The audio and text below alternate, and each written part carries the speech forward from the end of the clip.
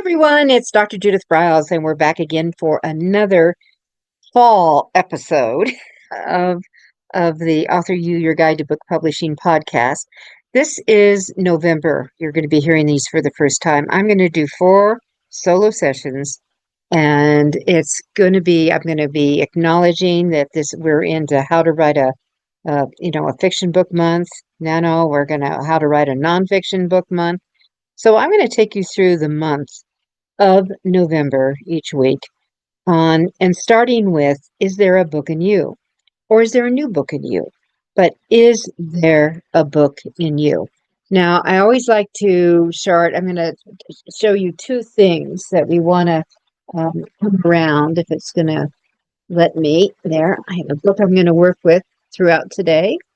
And also the whole area of reaching out here of another book that I think you all should have. If you're really serious, if you want to be a seriously successful author, if you want to kind of rise above the cloud, and let me tell you, there's a cloud of 2 million books, 2 million books popping up every year. If you have to figure out how to rise above it, to be findable, to be recognizable, to get your words out there, there's one book I want you all to get. I happen to be the author of it, but that's the way it is. But let's start with a quote, like I always like to, from my book, How to Create Snappy, Sassy, Salty Success for Authors and Writers. And I just randomly open every once in a while and just say, so where is I'm going to go? So I'm on page 18 and 19, and I'm going to give you a couple of them. One is smart authors and writers recognize that they are entrepreneurs. In fact, you'll hear the word authorpreneur. And the other one is, rarely is there only one book in an author. They breed. So it's good to have, I think, little quotes to remind you to move along. The other book I want to bring out and recommend to you is this one. This is the book I wish I had 40 years ago when I first started writing. It's The Author's Walk, Finding and Using Your Voice to Create Publishing Success. Your voice, not someone else's. Your ideas, your voice, your words, and get them out. And it's a very different book. This is not how to write a book. This is how to keep you going, keep your juice and your mojo alive while you go through this process. All right, so with that said, we're going to talk about going through, and is there a book for you? And I kind of like to think about 1 for the money, 2 for the show, 3 to get ready, and 4 to go. So that's going to be kind of my theme as we go through. And what you want to do is to start getting ready to go through this process of writing. What is it all about? What is it all about in that as you go through it and you have all these elements in the process? All right, so here we go. We're going to get into how do you process this? How do you get going on it? And I have several questions. So this is when you want to have paper and pencil out here. I'm going to go through them and walk you through. I'm going to be showing you sheets that you can work on. I'm going to get them up on my website. That would be thebookshepherd.com. And under resources, if you look under resources, I'm going to have a package that you can download PDFs of the things I'm talking about for week 1, week 2, week 3, and week 4. So again, that's thebookshepherd.com. And then you just click on the tabs at the top, resources, and it'll be on the drop-down tab, and it'll say podcasts, handouts. All right, with that said, let's start with page 1, because I have a lot here. What's your topic? Before you start writing, you need to have some idea where you're going to go. And to me, there's 2 kind of writers. There's the person who outlines everything. Oh my gosh, they have amazing detail and all that. I'm not that kind of person. I just have kind of made an idea, basically, a theme, where I'm going to be going. And I don't care if it's fiction or nonfiction. There is an underlying theme. that your expertise for a nonfiction book would have it. Your storytelling ideas for the fiction book will have it as you go through this. All right. So, what's your topic on that? Just, is it a dystopian storyline that takes us, 3,000 years ahead? What is it? All right, just something, write something down. If it's for nonfiction, is it taking your expertise and creating all the nuggets and nutshells, the things you wish you had known years ago that somehow it's missing the current workforce generation? I don't know, but just have something there. All right. Then, do you have a working title? And again, these are manageable. You're going to come back to that. You're going to play with that. Now, one tool I truly love to play with for the emotional or the spiritual or the intellectual or empathic whole comes from the American Marketing Association, and it's called the Headline Analyzer. I love it. It's right price free. And your website to go in, and this is where you could play, have a little fun. AM, Apple Mary Institute.com. aminstitute.com. Click right up for your headline analyzer. You can put in up to 20 words, and you're going to start playing around it. But it's going to be dependent upon adjectives and verbs you might use, and it was certainly the key noun. But what you have going on. All right? Now, what's your working title? Let's just have something that we can dangle out here that we know we're working on. Then this is really important. Who? Who is the big who? Who are you writing for? Nonfiction people, I always think when I'm writing a nonfiction book, of which I've done 45 myself, is with my own name on it, not counting the people I've helped write, is what's the problem? What's the cause? What's the effect? What's the solution? Who are the people who are in pain that have the problem? That's who you're writing for. Not everybody else. All right. Now, for fiction, you're a storyteller. But there's certain people who read certain fiction. Not everyone will say, "Oh, I read everything. I read everything coming along." I certainly don't, and I bet you don't. So, who is the who that you are writing for? And visualize them, because I know there's times when I get a little stuck. Whoever my who is, I go grab a mug of tea, and I say, and I start having a conversation with my who, and I give that person a name, and just I kind of break out of my shell whenever I'm stuck. Who are you writing for? It is not everyone. Never, never. Narrow it down. The more you niche it, the more you narrow that, actually, the bigger the audience you could become, because you could be the go-to writer. Think of this whole in fiction. There's a whole new category called romantasy, which is a combo between romance and fantasy. Romantasy. So when you think of authors like Rebecca Yarros or Sarah Moss, man, they own it. Jordan Brown, not the romance side, but the action fantasy. Think about the epic fantasy. All those, they're all niched. That's where you want to be. That's who you're writing for. Now, what's the pain the reader has that you're writing for? Again, the nonfiction is pretty easy to identify. The fiction just wants to escape. They just want out of town for a while. Get me into a great story, keep me up even at night, that I want to keep going and reading your amazing sentences, the words that you put together. What's their pain? All right. And then, as I said, if for the nonfiction, what's the underlying problem? That will be the conflicts that you have within your fiction books. Who caused it?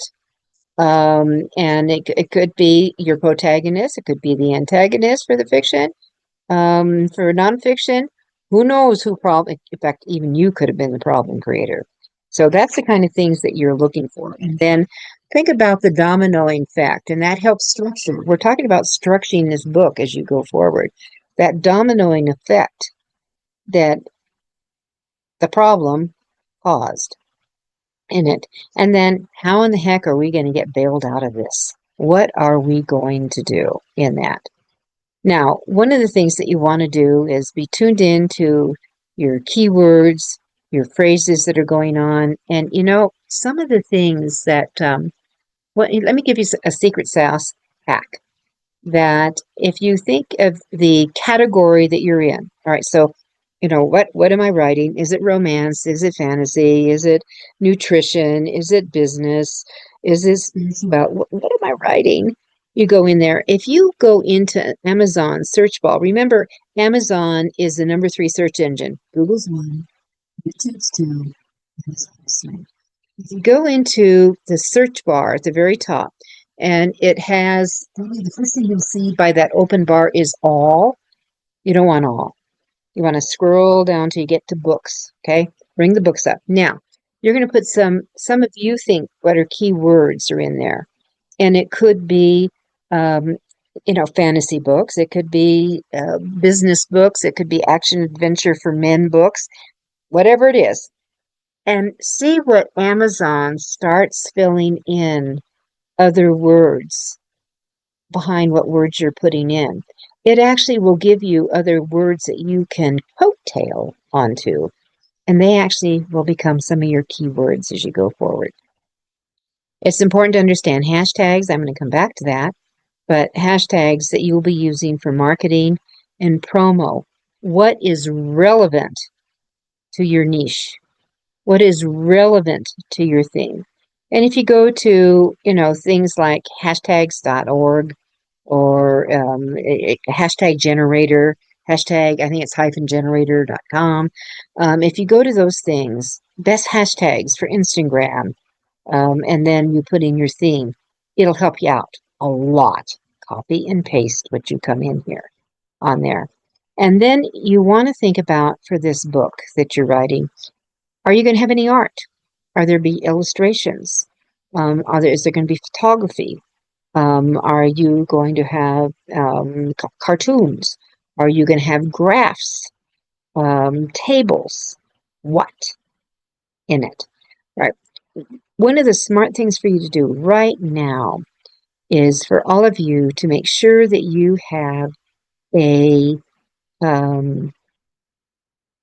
book folder. I mean, I don't care if you just call it book folder, but inside that folder is going to be lots of other folders, subfolders that belong in that.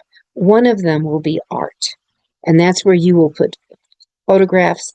And if you're using photography, by golly, you've got to track down the highest resolution that you can, because when this gets printed, it gets mucky on that. But that you need the highest resolution. Do yourself a favor right now and do 1 or 2 words to identify each piece that you put in that folder. Here's the why. When your book goes to layout and you have your designer working with you, when you're writing your book, as you start writing your chapters, and if you have art, whether it's at the top of the page, whether it's in the middle of the page, you have a graph or a table, or a photograph of great Aunt Martha, whatever it is, you want to have Aunt Martha. That's all you need. And then in your manuscript that you're writing, you would just say, insert art, Aunt Martha. And then space it down and let it stand out. And then the designer will know, oh, I have to go find the art for Aunt Martha. All right?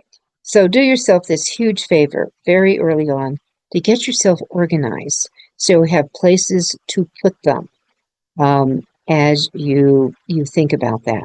All right? So those are, in the first week, this is so paramount that what you will come up with. Now, the next thing, I always like some form of a book mapping. And when I do book mapping, I just start with a blank piece of paper, and I'll put like a little circle in it, and I'll put the title of my book, And then I'm going to start making lines. And I make a whole bunch of lines, just going down this way, all over the place. And then lines are going to have little sublines that come off of them. Now, why am I telling you this? Because this is the way you are going to start doing some kind of a visual outline for your book. When I did a book called Strategize, how to deal with the pit bull stunts, snakes, scorpions, and slugs in the healthcare workplace, I did mapping. And in the mapping of the book, I did several things that had it. And I'll tell you, I do things that start with sticky notes. I use sticky notes all over the place as I'm starting to gel my ideas as they move along in it. And it really does make a huge difference in this whole process of what you have going on. So what I'm doing is I'm starting to put this, how am I going to put this baby together? How am I going to format it so I can do it? So I'm pulling a couple of pictures, but I'm using, this is from my workbook. This might be, you can get this really discounted on Amazon right now, but this is AuthorU. And if you can see in here, see my little, here's your book title, and see the lines coming off. That's just where I kind of start the process as I start putting things together. All right, then when I was talking about the sabotage book, that the lines started building. I'm going to show you one other line here as we go together. Now, see, we have that, right? All right, if I can do it, hold it back there. Now, I have the line, the main line, and then I have offshoots of these lines, all right? Now, these lines on the main line, it would say here, conflict resolution. This is what this book was about. Now, then I had a little line that says male, female integrated. Then I had workplaces that had them in them. I had healthcare with one of them. I had gender. I had cultural. But those were things that I just wanted to explore ideas that could come from it. But bookmarking will do that. So on each one of those little lines, the spokes that go around, I would have what? And that is, what do you write about? And then we'd have a whole bunch of lines. Oh, I write about this, I write about this, I write about this, I write about this. Okay. Then I would have another line. What's your experience? This is really the why. Oh, experience. Well, I worked for 30 years in this workplace. That would be one of the lines. So experience. And then what brings you? Maybe you've written articles on it. Maybe you've been speaking on it. Maybe you have another book on it. Maybe you did a national study on it. Or your what could be, I love mythology, right? It could be, I'm fascinated with goddesses. It could be dragons, and how to train a dragon, very popular kids series and books. But just what brings you to the party is what I'm asking. The next line would be your why. So why do you want to do this? And again, a whole bunch of lines. This could be emotional. Maybe I have a story to tell. Maybe I've been trying to get this book out for 30 years. I can't tell you how many times I've had people say, well, I've been thinking about this for a long time on it. All right. Now, next line. How are you different? What's the differences? What makes you different from any other author who's out here playing in this area? And that's what you want to look at. Your differences will add into your uniqueness. Now, for business books, for your nonfiction books, these two lines are important: success and failure. And all you're dealing is, so what are the stories you can tell that goes with success and failure?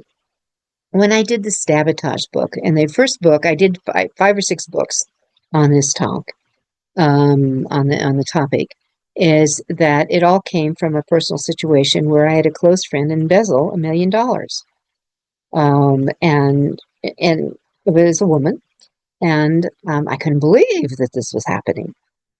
But she embezzled $1 million. She took money from a loan that I guaranteed for a project that we were working on. and she took on another partner, and that was called cocaine. All right. I was so naive back then. That was the failure. What was fascinating is that when the book came out, which was extraordinarily successful, when the book came out, that people wanted to know how I recovered. How did I get duped? That was one. But how did I recover? How did I rebuild my business and go on? So you want to think about success and failures. They could be yours. They could be others that you're aware of and tuned into, or maybe you did interviews. Next line. Just put number 1 on it. Number 1. What are the takeaways? You could have several number 1s, by the way. This helps in media interviews. What is the takeaway? What is the takeaway that they can come with that and move with you? All right. Now, who is the person who desperately seeks to need the book? And that's your who line. So there could be several who's, by the way, but also think about if is there a gender specific? Is there an age specific? Is there a hobby specific? Is there addiction specific? And then the last line is 3 things. What are the 3 things that you want your reader to take away? So I find book mapping essential to do anytime I start a project. Absolutely anytime I start a project, because it gets my juices going and start thinking on it. And then I start the collection. All right. Now, as we go on in the next phase, now we're going to be looking at where are the how are we going to start outlining this baby? So you want to think about this. Now, just think about this in contents. Is that you always want to add some little punch to your titles. I like chapter titles. Some people, especially in fiction, it's just 1, 2, 3, 4. I don't know. I kind of like to give it a little title. I actually also pull out in my own fiction writing. I write historical fiction. I will pull out a line from within the chapter that kind of sets the stage for what's going to unfold, or something poignant, just to have. And just as kind of, and I do that like in an italic font, different from the regular font of the text. So, next thing, don't write long chapters. That horse has left the barn a long time ago. I want you to be friendly to your reader. And short became the new black, like almost a decade ago. We have to thank James Patterson, the fiction author, for that, where he was doing anywhere from 1 page to 3 page, maybe a 4 page long chapter. But they became page turners, and here's what the reader did. They would think, okay, so I can do 1 more chapter. And they keep going, and they get pulled into the story, shorter and shorter. And a lot of times in fiction writing, they had the POV, the point of view. Sometimes the point of view became a new chapter. And that's the way it did. For your chapters, for you nonfiction writers, I want you to think about using bullets. And now I'm talking about eye candy, giving the eyeball a break in the reading of their text, that give them a break as they go through. So shifting back and forth. That's where sometimes people will draw in maybe a little cartoon or some line drawing or a table, just different to give it a break. I also like to create call-outs. Now, call-outs, or sometimes people call them pull-outs, is that if there is really a juicy line or a phrase within a line that has some punch to it. I remember one of my editors years ago with New York said, "You are a punchy writer." I thought that was kind of good, to be a punchy writer. So, is there a punch? Is there something poignant? Is there something, oh my God, you might want to have your reader to chew on a little bit? What I do is I duplicate that. I duplicate it. I usually raise it a few paragraphs above where it's written, and I drop it in. And for my designers, they know what to look for when I'm working on another client's books or my own books, and it would be like start box, and I put in the phrase or the line, and I would do end. Those will all disappear, but the designer knows, oh, she wants me to treat this differently, to have maybe a grayscale behind it, or maybe something else behind it to have a little pop. So call outs, they really do help in that. I used the phrase earlier, short is the new black. Okay. So how that would do if I was writing about giving this a talk in a written format in a book, I would say start box, short is the new black for nonfiction authors, period. And then I would put end underneath it. And then my designer would know, make this pop, do something different, and we'll have a new design for it.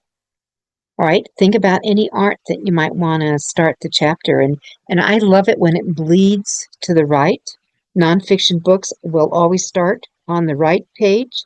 Fiction will usually carry forward, so you can reverse, right, left. And some book designers know how to do that little trick. But is there some artwork that you can bring in that would set the stage? And actually, here's what to do when you bleed it to that right or to the left on both sides. It adds a little bit more bulk, just a teeny, little bit more bulk to the feel of your book. And if you have a short, besides short is the new black for chapters, let me tell you, short is often the new black for a book. Where when I started writing 40 years ago, yikes, 80,000 was a very common nonfiction book. 40,000 is real common now. A lot of fiction books are becoming oversized novellas. And of course, the epic fantasy people stand out different. The romantic fantasy people, they stand out different. They have a lot of words. But think about that. So any art that can support your chapter, and that may come from your book cover, by the way. Right? For a nonfiction person, are you going to do something with call to action at the end of a chapter? Learning. I years ago, because we weren't so creative years ago, but it was like summing up. Or it could be your name and then takeaway. It could be, I have an author who writes remote leadership books, and he uses his nuggets as at the very end. Ron's nuggets, and he would go through, this is kind of a summing up. I don't leave this chapter without remembering these little tips on it. And sometimes you just segue. All right, so as you go through and you build your chapters, whether it's storytelling or whatever, I always like to kick off a book. Now today, nothing was like this. We used to call it introductions. People don't read introductions anymore. If it's that good in the introduction, hey, that's chapter 1 in most cases. Or it could be some variations. It could be for fiction, part of maybe a prologue, setting the stage. I like to include something called author's notes, which is from you to your reader, kind of from your heart. This is why I'm here. This is what brought me to the party. This is what I'm hoping that you take away between these covers. That kind of thing. So it doesn't need to be more than 2 pages, but this is from you to the reader. And again, as I said, introduction. If it's got strong material in it, set the stage. Most likely it's chapter 1 on that. For the end of the book, I always love to see your, especially for nonfiction, your final thoughts. A lot of times in fiction, they do it as an epilogue, doing in that area. But just think of that area, bringing it all together. Now, other things you're going to have in your book is something about you, maybe how to work with you, how to bring you to a book club, how to bring you into a speech. Should you have an index? Maybe. But it's certainly not, you don't need an index for fiction, but I'll tell you what, it might be a good idea. If you have a lot of names, a lot of characters, why not include them? Let people know who the players are, and especially if you have oddball names on that, because I'll tell you, like Amazon, they could kick it out saying there's all these errors in spelling. You take care of it this way. All right, if you have, for nonfiction, you have something called endnotes. Please don't use, unless you're writing for academia or for a medical, a professional journal type of thing, stay away from footnotes. They are disruptive. It stops the people for reading. You're much better either including them is an endnote at the end of either chapter.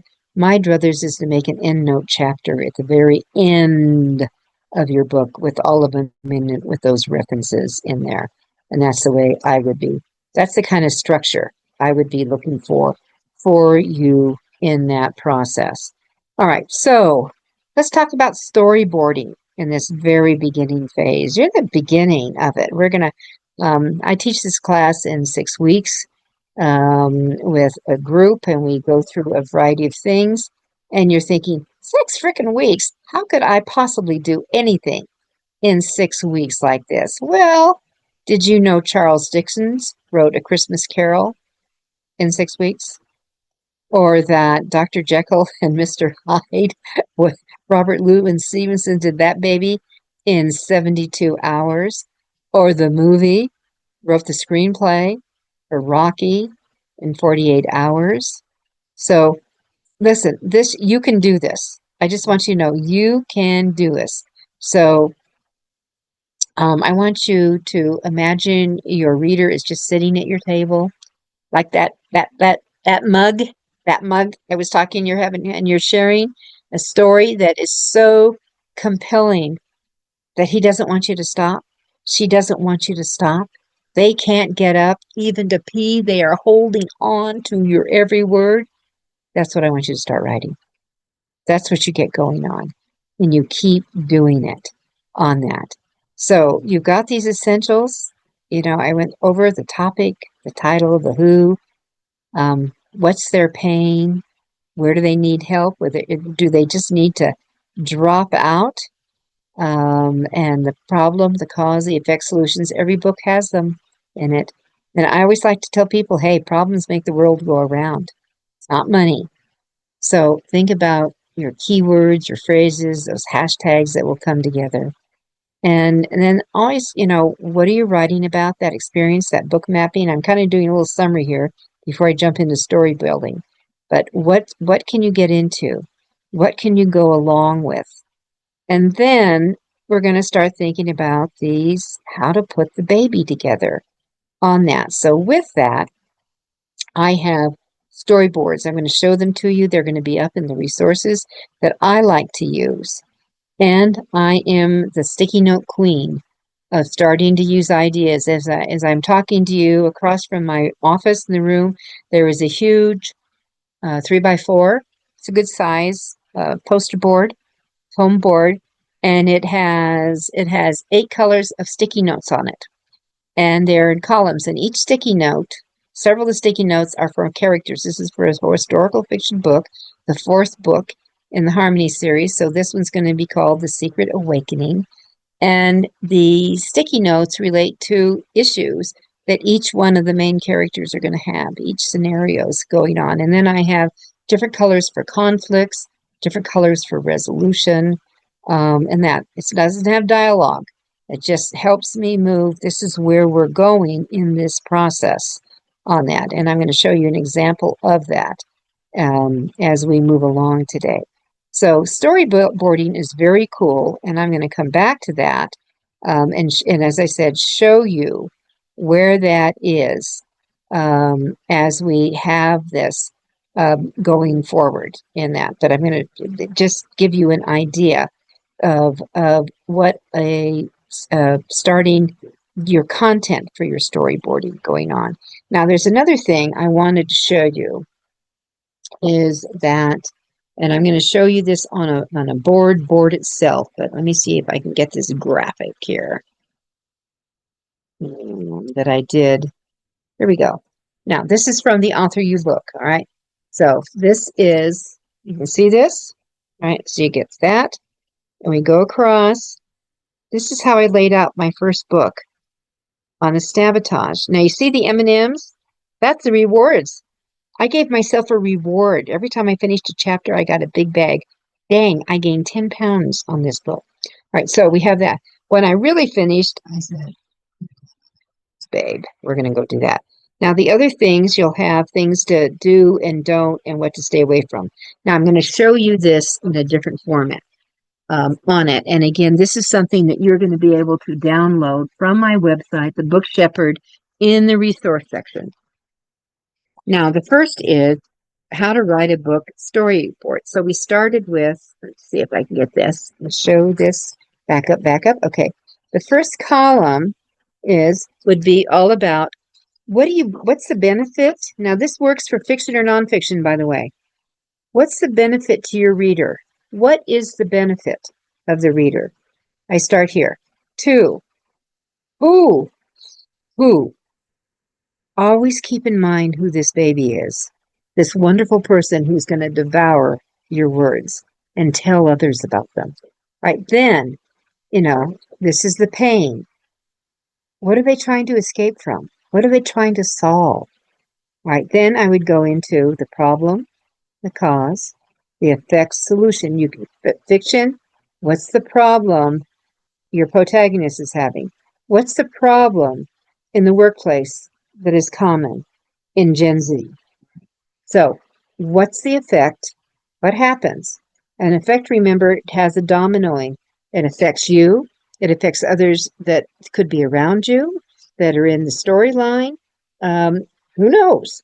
But how does it affect? And then, who created this mess? All right, who created the mess? And then, how do we get out of it? Now, where I have over at this final one, it says key activities. And what would I do under key activities? In a nonfiction book, you may have exercises, you could have games, you could have all kinds of things that you could put into play for activities to get them. Activities in a fiction book is, that's where your action comes in. So maybe you would say key actions for your fiction. Now, I have down here muse. Muse is really important to me. Can you see that? Muse is, and you can see the sun. I love sunshine. I love the sound of water.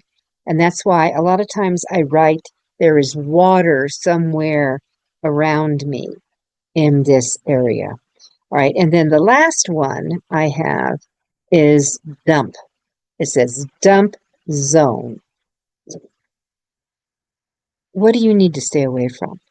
And this is where authors get in so much trouble, is that a lot of times when people think you're writing or working on a book, you're not really working. Yes, you are. Yes, you are. You're an entrepreneur. You're developing your publishing empire. But you have to have, when I go into a physical classroom, I go into what looks like crime scene tape, and that I have crime scene tape, it's literally, it's like the yellow tape going across, a crime scene people can't pass through. And mine says, author at work, do not cross. And I actually have put them across on doors when I had the live staff versus the virtual staff I usually have around me now, that when I have live staff, they didn't come in. Family did not come in. I'm at work. When I do a lot of writing on cruise ships, I put it literally on the door, author at work, which always gets comments from some people. So that's the kind of thing that, I'm looking for to do to make your life better. What do you need to dump? If you love garage sales, guess what? You're going to put them off for a couple of months. If this is your priority, if this is your focus, you have to decide, what you're going to do. And I called someone to the class. I had a class starting 2 months ago. And he kept talking about a book. He was a pastor, one of my neighbors. And I called Brent and I said, what are you doing on Fridays, starting on this day? He says, well, I always have pickleball. And I said, do you still want to write that book? Oh, yeah, it's really important. I need to write that book. And I said, you need to cancel your Friday morning pickleball and move it to another day. Turns out he was playing pickleball 4 days a week. He could move it to another time slot. And one of the things he said when our class ended a week ago, I am so glad I did this. But sometimes, you have to rope yourself in. This is my priority. This is what I want to do. Right? And then you want to keep that together. All right. Now, when you're putting together your other handout you're going to find on the resource page on thebookshepherd.com, is this is how you're going to start structuring and putting your book together now. This is going to be the storyboard content page on it. It's going to look like this. I'm just going to go through very quickly. This is your overall contents. This would be keywords and things that you want to make sure that you use. This, the middle chapter will be, you may already have some chapters done or ideas for chapters. Just start writing them out. Okay, just titles, a couple of words. You don't have to have them complete and full. If you're going to have any activities or events happening, they would go in here. For a nonfiction book, you might be using quotes or things like that that you would pull out, or posters that you would put in. Again, I always include the dump zone. I remind myself of my muse, and I actually do. I always have down here, okay, what's my final title? Landed, right? That's what you're looking for. And then, of course, the rewards, okay? And I think it's important to reward yourself in your chapter. Now, as we go through, and I'm going to, now you're going to really, if you haven't started writing, I want you to get starting to writing. As we go through, when I'm starting to do a chapter, and again, this is the workbook, the AuthorU workbook. You see that? Okay. I always liked one of the negative comments on it. He says, but there's lines in this book. Well, it's a workbook, people. So when I go into a chapter, okay, so it would go into something like this. I'm trying to find it. Okay, here was a chapter 2. This is a chapter. This is the entire chapter. There was going to go for chapter 2 on the sabotage book, right? And each one of the sticky notes had something on it. So, and just reading a few of them, like the pink guy, I needed to define what sabotage was. I needed to talk about who the players were. I needed to talk about what the financial cost to an organization or a relationship in a family when you have someone who is always negative and undermining. Toxic is the right word. And that I had a survey in this book. So I talk about the results. I've done 9 national studies on this topic, on gender-created sabotage. I have quotes from people I interviewed. And then I came up with key questions. And here's what was cool, is that some of these key questions ended up on the back cover. For example, the back cover of the book had, are saboteurs in your midst? Big headline. And then underneath it had something like, do you have to work with pit bulls with lipstick? Ooh, that was very hot. I actually made a pin with a pit bull with lipstick on. And things like that. And then I would put just some, since I talked about the study I did for this, that I would have more results. And then I would have stories, find what a pit bull, a snake, a scorpion, a slug, and a skunk was. And then I had additional stories. And I always ended my book, by the way, with JB's Keeper. That was my takeaway. It was like Ron's Nuggets. This was JB's Keeper. And then I would give something to sum it up. So that was all done just visually. I could look it up, I could pull it away, and then I could write of it. It was a huge difference to be able to make in that process. And it got me going. It was like breakout in it. So that's the kind of thing that you want to say, okay, what will goose you and keep you going? Now, one of my other goosters is I always have peach iced tea close by or mother hot tea, depending upon the time of day and the process. So what you want to do is you start get going, and we're going to get into this next week a little bit more on your titles, because I think titles are really important, and bring them in so that you connect with them on that. And I also want to say this on your book cover. Some of you may have an idea for your book cover. You can go ahead and make a poster and print it out and keep it, but I want you to get out of the way when you have a book designer involved and let them their imagination go to work for you. Let their creativity come in. Because a lot of times we end up making book covers that are for us, for me, and it's supposed to be for the you. So what's going to be the attractor? So one of the things that I'd like you to do is between now and next week, I want you to get over to your favorite bookstore. See, my favorite bookstore is a Barnes & Noble. I do a lot of work with the Barnes & Noble. And to go over and walk the store. And there's two places I'm going. All the front tables, I just want to see what's new, what's being hyped up. I'm paying attention to what the covers look like, what colors are coming in place, what the fonts look like, what kind of imagery is being used. Is it bold? Is it subtle? What's being done? The only thing you're looking for is what catches your eye. And I would have my phone out taking pictures. And then I would go to the section of the store or sections the store that if the store carried your book, what might be in the store? What is in that store out there that they would have for you? And I want you to start pulling out the book covers and look at them. Do they appeal to you if you were a reader of this topic?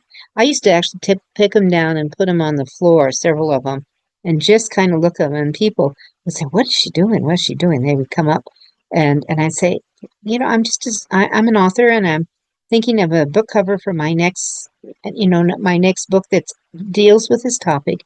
Do any of these book covers appeal to you? Now, first of all, if they're in the section, they're a book buyer, possibly. That's the good news. They're a book buyer. But do any of these appeal to you? And listen to them. Listen to them. And they may say, I don't like any of them. Listen to them.